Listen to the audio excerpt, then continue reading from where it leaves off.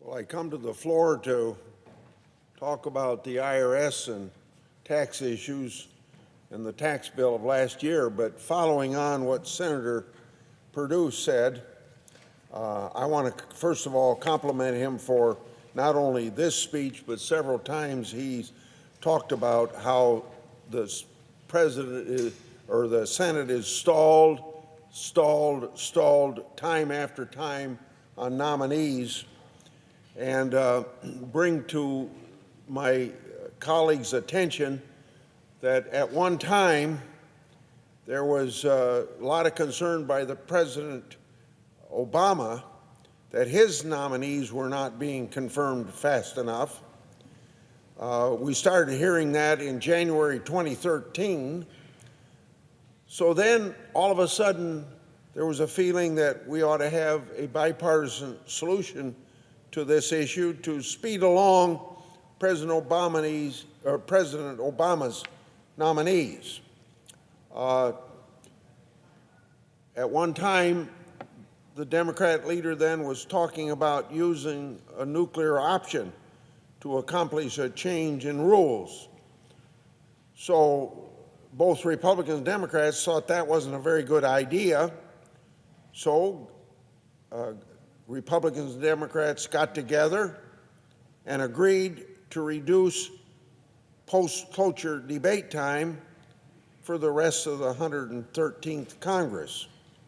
Although before that Congress ended, Senator Reid decided to use the nuclear option anyway, and he did that at a later time. But if Republicans and Democrats could get together in the 113th Congress to speed up the time and have less post-cloture debate time, why can't we do it now? Now the problem, of course, is nominees being held up in the Senate. For the Trump nominees, the time is far worse than it was under President Obama, or for that matter, any other president before that. So it seems to me, as we're talking about changing the post-debate time again because there's a resolution out of our Rules Committee, I think it's about time that we think is what's good for the goose is good for the gander, and that we ought to reinstate that bipartisan agreement, and I hope we can get the support of Democrats to do that, like they had the support of Republicans to do that when we had a Democrat president.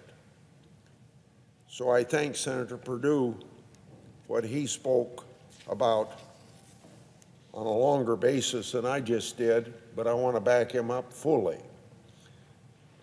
Now, Mr. President, we're in the 5th week of the tax filing season. Based on all reports from the IRS, the filing season is running smoothly. All systems are operated as expected. Returns are being processed, and refunds are being sent out without any major complications. According to the IRS Commissioner Reddick, his agency has even set a couple of internal records for speeds at which returns are being processed. At one point, the IRS processed 1.9 million returns in an hour. That's 536 every single second. Now, of course, you don't hear much about how the filing system is running smoothly from our mainstream press. There's a lot of positive news, but positive news doesn't seem to make good headlines. Instead, an obsession has developed around the size of the tax returns, not the exact tax that might actually be paid. So let's set aside that the available Treasury data is merely in the first few weeks of a very unusual tax season due to the partial government shutdown. Let's never mind that the size of the average tax refunds can vary greatly from week to week, making year-over-year comparisons early in the filing season essentially meaningless.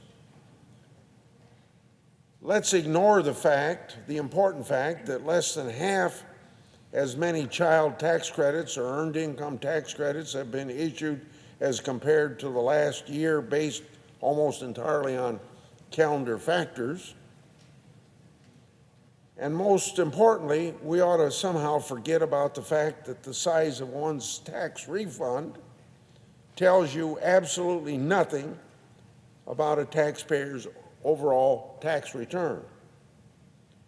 So you can see,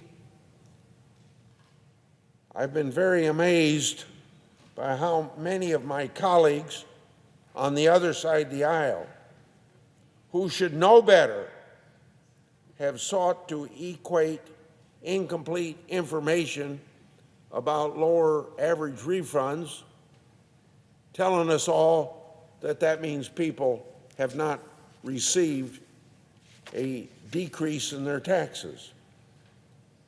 So I want to quote Howard Gleckman, who should be well respected by people on the other side of the aisle because he's a senior fellow at the Liberal Tax Policy Center. He characterized the current obsession with tax refunds as wrong-headed, noting that it's, quote, not how big a refund check filers get this year, but how much total tax they paid in 2018. Now that's common sense. I thank Howard Gleckman for his common sense. Yet my colleagues, again on the other side, continue to try to and push the false narrative that a smaller refund is synonymous with tax increase. That doesn't meet the common sense test. Just such a claim by a Senate Democrat running for president was observed by the Washington Post fact checker as being, quote, unquote, nonsensical and misleading. The claim was awarded 4 Pinocchios. And 4 Pinocchios is a rating that the Post reserves for the biggest whoppers. So here are the straight facts.